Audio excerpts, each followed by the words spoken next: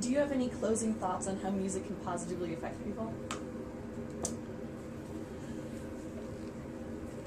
You know, the effect that music can have can be such a personal one that as an educator, I'm constantly, as I talked about a little bit earlier, you constantly try to find the ways to let people experience it for themselves in whatever way works. One of the great things about music and playing in a large ensemble is that you can be playing with 80 other people and you can virtually lose yourself in the joy of playing all by yourself. You can sit there and just love playing your part and your notes.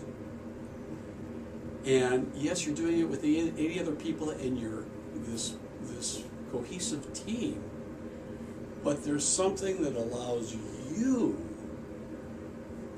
to be fulfilled by that, as well as the team and the greater good to work. And you can sit and play by yourself in a practice room or in a bedroom or in a setting where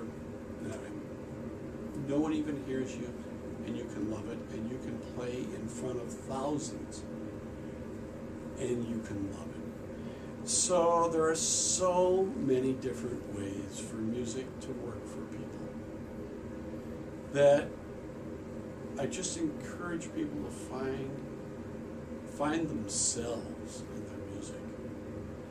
And the joys that are there are really there for each individual to search out and hopefully to identify, or even if they can't put a finger on it, to feel. And it's one of the great differences between the academic worlds that we live in. You know, even in music, we live in the academic world for a great deal of time. Do we have the right finger?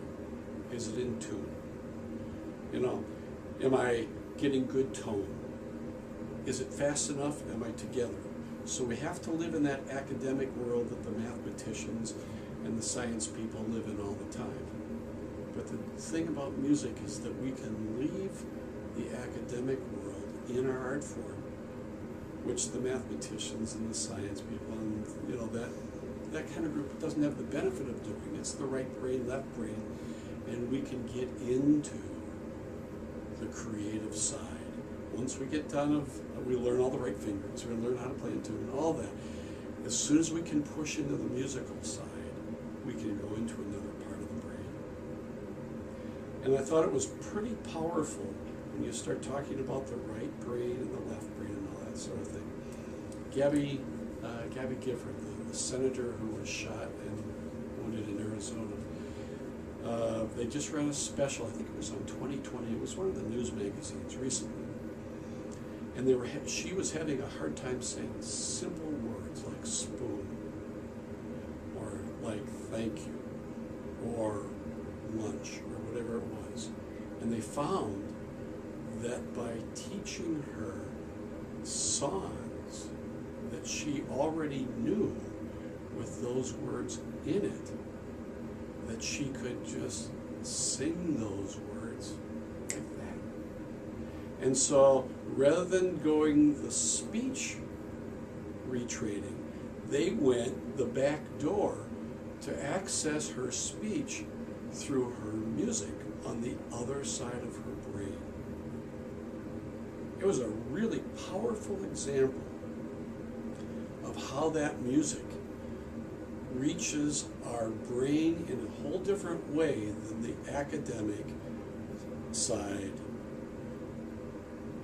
of the wiring in that fabulous thing called our brain. And so when you talk about, the power of music, it is so broad and so expansive that it's hard to put your finger on much of this.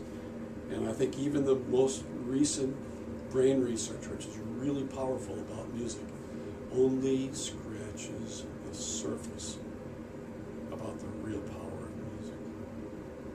So kudos to you guys as young people for sensing that there's something there in music and being curious enough in your own worlds to seek out what it is.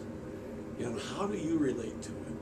You know you understand some of it, and you know you like it, and maybe even love parts of what it means to you. But kudos to you for seeking out some of those hard questions, because it's real easy to not go deep into things in life, and that's exactly what you're trying to do right now, is go deeper into what is it that makes us all tick. Bravo. Thank you so much.